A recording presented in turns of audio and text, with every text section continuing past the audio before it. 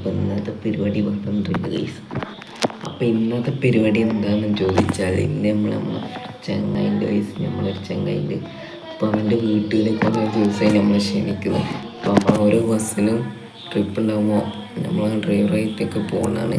നമ്മളവരെ ചേസ് ഡെലിവറിക്ക് എപ്പോഴും നമുക്ക് കൂട്ടായിട്ട് വരുന്നവനാണ് ഗൈസ്. അപ്പോൾ അവൻ്റെ ചേസ് ഡെലിവറി അല്ല, അവൻ്റെ വീട്ടിലേക്ക് ഇന്ന് നമ്മൾ പോവുകയാണ്. കുറേ ദിവസമായി അവൻ നമ്മളെ വീട്ടിലേക്ക് ക്ഷണിക്കുന്നു. അപ്പോൾ ഇന്നാണ് ഒരു അവസരം കിട്ടി. അപ്പോൾ ഏതായാലും നമ്മൾ ഇന്ന് കൊണ്ടുപോകുന്ന വണ്ടി ഏതാണെന്ന് ചോദിച്ചാൽ നമ്മൾ BMW XM ആണ്. അപ്പോൾ കഴിഞ്ഞ ഒരുപാട് ദിവസങ്ങൾക്ക് ശേഷമാണ് ഞാൻ ഈ ഒരു വണ്ടി മേടിച്ചിട്ടുള്ളത്. അത്യാവശ്യം നല്ല രീതിക്കുള്ള കഷ്ടപ്പാട് പെട്ടെന്നാണ് ഞാനൊരു വണ്ടി സ്വന്തമാക്കാൻ. അപ്പം അത്രയും കഷ്ടപ്പെട്ട് സ്വന്തമാക്കിയൊരു വണ്ടിയാണ് നമ്മളെ BMW XM. അപ്പം അങ്ങനെ ഈ ഒരു വണ്ടി എടുത്താണ് ഞാൻ ഇന്ന് നമ്മളെ മച്ചനെ കാണാൻ പോകുന്നത് ഗൈസ്. അപ്പോൾ ഏതാണ്ട് അവിടെ എത്തിയിട്ട് കാണാം. രണ്ടാളും അങ്ങനെ എൻ്റെ വീട്ടിലേക്ക് എത്തിയിട്ടുണ്ട്. അപ്പം ഞാൻ ഒറ്റക്കല്ല, നമ്മളെ രണ്ട് ഫ്രണ്ടിനും കൂടി കൂട്ടിയിട്ടുണ്ടായിരുന്നു. അപ്പം അങ്ങനെ നമ്മൾ മൂന്നാൾ കൂടിയാണ് ഇവൻ്റെ വീട്ടിലേക്ക് വന്നിട്ടുള്ളത്. അപ്പോൾ ഏതായാലും അവൻ്റെ വീട് എന്ന് പറയുമ്പോൾ പള്ളീൻ്റെ ഒക്കെ ഒരു സൈഡിലായിട്ടാണ് വരുന്നത്.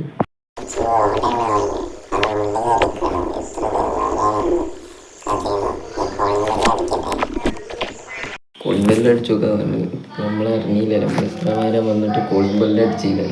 കളിച്ചു നോക്ക് വന്നിട്ടുണ്ടായിരുന്നു. അവൻ്റെ സാധനം മേടിക്കാൻ പോയതായിരുന്നു ഗൈസ്. അപ്പം അങ്ങനെ അവൻ വന്ന സ്ഥിതിക്ക് ഞങ്ങളും ഈ ഭാഗത്ത് വന്നപ്പോഴാണ് ഈ ഒരു വണ്ടി ഞങ്ങൾ കണ്ടുപെട്ട്. നേരത്തെ ഈ ഒരു വണ്ടി ഇവിടെ ഇല്ലായിരുന്നു, എന്തായാലും ഇതിൽ പോയായിരുന്നു ഗൈസ്. ഒരു കിട്ടിയില്ല അംബാസിഡർ ഗൈസ്. കഥയിലൊരു ആഗ്രഹമായിരുന്നു ഗൈസ്, ഒരു അംബാസിഡർ ഓടിക്കണമെന്നില്ലേ. അപ്പോൾ അവനോട് ചോദിച്ചിട്ടുണ്ട്, അവൻ സമ്മതിച്ചിട്ടുണ്ട്. അപ്പം അങ്ങനെ വന്നപ്പോഴാണ് ഞാൻ അവനോട് ഒരു കാര്യം പറഞ്ഞത്, നമുക്ക് ഈ ഒരു വണ്ടി എടുത്തുകൊണ്ട് വയനാട്ടിലേക്ക് ട്രിപ്പ് പോയാലാന്ന്. അപ്പം സ്പോട്ടിൽ തന്നെ അവൻ യെസ് പറഞ്ഞിട്ടുണ്ട്. അപ്പം അവിടെ ഉണ്ട്. അപ്പം അല്ലടാ, ഈ വണ്ടിയൊക്കെ സ്റ്റാർട്ടാവുമെന്ന് പോലും അറിയില്ല. ഇത്രയും നേരം അവിടെ ഒരു ഷെഡിലായിരുന്നു. ഞാനിപ്പോൾ ഉന്തിയാണ് ഇങ്ങോട്ട് എത്തിച്ചത്. വണ്ടി സ്റ്റാർട്ടാവുമെന്ന് പോലും അറിയില്ല. അപ്പം അങ്ങനത്തെ ഈ ഒരു വണ്ടി കൊണ്ടിച്ച് എങ്ങനെയാണ് വയനാട് എത്തുക? ട്രൈ ചെയ്യുന്നതിൽ കുഴപ്പമൊന്നുമില്ലല്ലോ. വണ്ടി ഒന്ന് ട്രൈ ചെയ്ത് നോക്കാം, സ്റ്റാർട്ടാവാൻ നോക്കുക. സ്റ്റാർട്ടാവില്ലെങ്കിൽ മൂന്നാർക്ക് നമ്മൾ എക്സാം എടുത്താണെങ്കിൽ ഞാൻ പോവും. മൂന്നാറല്ല, വയനാട്ടിലേക്ക് പോകണമെന്ന് വിചാരിച്ചാൽ പോയേ പറ്റുക. അതായത് വണ്ടി കയറി നമുക്ക് വണ്ടി സ്റ്റാർട്ടാവുക നോക്കാം. ഒരുപാട് നേരത്തെ കാത്തിരിപ്പിന് ശേഷം വണ്ടി സ്റ്റാർട്ടായിട്ടുണ്ട്. വണ്ടി റിവേഴ്സ് ഗിയറിലായി ഗൈസ്. അപ്പം നമ്മൾ നേരെ ഇറങ്ങുകയാണ് വയനാട്ടിലേക്ക്. അപ്പോൾ വയനാട് ഭാഗത്തൊക്കെ എത്തിയിട്ട് കാണാം. ഞങ്ങളെങ്ങനെ വയനാട്ടിലേക്ക് ട്രിപ്പ് വന്നേക്കാണ്.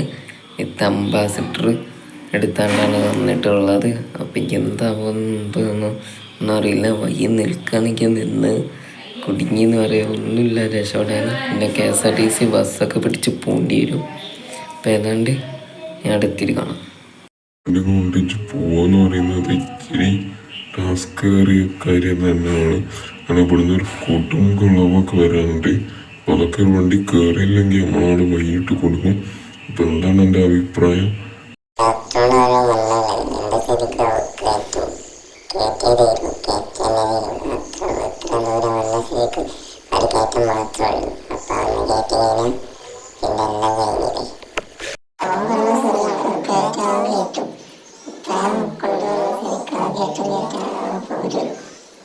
ഇത്രയും ദൂരം വന്ന സ്ഥിതിക്ക് കയറ്റ കയറേണ്ടതാണ്.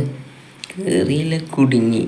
പിന്നെ വണ്ടി ഉന്തിയൊക്കെ കയറ്റുമ്പോഴത്തേ ആകെ ബ്ലോക്കും ഇതൊക്കെ ആവും. ഏതായാലും നമുക്ക് വരുന്നിടത്ത് വെച്ച് കാണാം. എല്ലാം പേടിയായിട്ടുള്ള കയറ്റത്തിലാണ് ഇപ്പം നമ്മൾ ഇരിക്കുന്നത്. അപ്പോൾ ഈ ഒരു കയറ്റം കയറുന്നതാണ് എന്നാണ് എല്ലാവരും പറയുന്നത്. ഈ ഒരു വണ്ടി കയറാൻ ചാൻസ് കുറവാണ്. അപ്പം എന്താണ് എൻ്റെ അഭിപ്രായം? കയറ്റം കയറും? എൻ്റെ അഭിപ്രായം ഞാൻ പറയുള്ളൂ, ഈ കയറ്റം വണ്ടി കയറില്ല. നമ്മൾക്ക് കയറ്റിക്ക് തന്നേണ്ടി തന്നെ വരും. ഇവിടെ ഇറങ്ങിക്കോ, കയറ്റം കയറത്തില്ല. എന്താ ഉള്ള കൂടിയോ? ഞാൻ വിചാരിച്ചിട്ടുണ്ടെങ്കിൽ ഈ കയറ്റത്തിന് മുകളിൽ വരെ കയറ്റും. എന്താ ഇതൊന്നും ഒന്നുമില്ലടാ. ഞാൻ ഒട്ടും പ്രതീക്ഷിച്ചാദ്യം കയറ്റം കയറ്റുന്നു. മോനെ എന്തായാലും വണ്ടി നിർത്തി എനിക്കൊന്ന് ഓടിക്കണം. കാരണം ഞാൻ ഈ ഒരു വണ്ടിയാണ് ഒരുപാട് കൊല്ലങ്ങളായി ഓടിച്ചിട്ട് എത്ര നാളായിട്ട് ആ ഷെഡ് എടുക്കുന്ന വണ്ടി കൊല്ലങ്ങളായി എത്ര കാലമായിട്ട് വണ്ടി സ്റ്റാർട്ടിങ് കണ്ടീഷനിലല്ലായിരുന്നു. പിന്നെ ഇപ്പോഴാണ് വണ്ടി സ്റ്റാർട്ടായത് എൻ്റെ കയ്യിൽ വന്നപ്പം. അപ്പം നമുക്ക് ഞാനൊന്ന് ഓടിക്കട്ടെ ഇവിടെ സൈഡാക്കി. അങ്ങനെ ഇപ്പം അവനാണ് ഇപ്പം ഗൈസ് ഓടിക്കുന്നത്. അപ്പം നമ്മൾ സൈഡ് സീറ്റ് ഇരുന്നിട്ടുണ്ട്. അപ്പോൾ അവനാണ് ഇപ്പോൾ ഓടിക്കുന്നത്. ഒരുപാട് ദിവസം ഞാൻ ഓടിച്ചിട്ടെന്ന് പറയുന്നു. അപ്പോൾ ഏതായാലും അവനെ ഓടിക്കട്ടെ. നമുക്കേതായാലും സൈഡ് സീറ്റ് ഇരിക്കാം. എന്നിട്ട് അവനെ ഓടിക്കുന്നതിനെ കുറിച്ചൊക്കെ പറയാം, നോക്കാം. അപ്പോൾ ഏതായാലും അവനെ ഓടിക്കട്ടെ. മോനെ വണ്ടിക്ക് ബ്രേക്ക് കിട്ടുന്നില്ല ഒരു സംശയം.